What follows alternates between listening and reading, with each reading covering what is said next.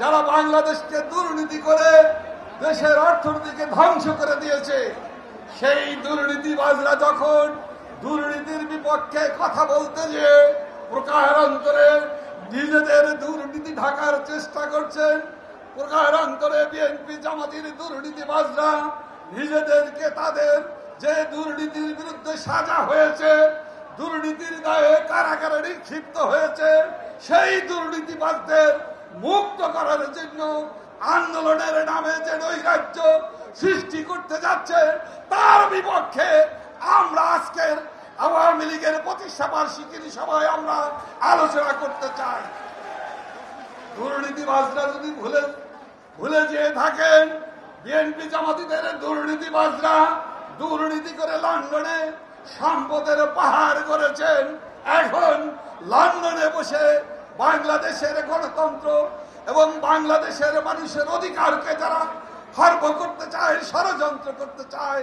এখন জন্ম সনদ দিয়ে খোলো বিকাশ স্টুডেন্ট অ্যাকাউন্ট, নিজের বিকাশ নিজে কর। সেই লন্ডনের বসে বিএনপিদের দুর্নীতিবাজ চেয়ারম্যান, যাকে বিএনপি সংগঠনের গঠনতন্ত্রের সাত ধারা বিলোপ করে দুর্নীতিবাজদের নেতা বানানোর জন্য যে বিএনপি সংশোধন করে চেয়ারম্যান বানিয়েছেন, সেই দুর্নীতিবাজরা, চিহ্নিত দুর্নীতিবাজরা, যারা লন্ডনে শুধু নয়, যারা আমেরিকায় এমনকি মালয়েশিয়ায় টাকা পাচার করে, জালিয়াতি করে, দুর্নীতি করে সম্পদের পাহাড় করেছেন, সেই দুর্নীতিবাজদেরকেও গ্রেফতার করতে হবে, বাংলাদেশে ফিরিয়ে আনতে হবে। তবেই দুর্নীতির বিরুদ্ধে আমাদের সংগ্রাম আরো বেগবান হবে।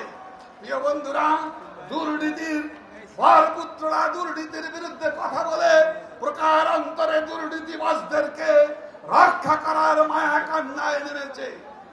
আমরা এই দুর্নীতিবাজদেরকে আমরা কখনোই আশ্রয় প্রশ্রয় দেইনি, দেব না।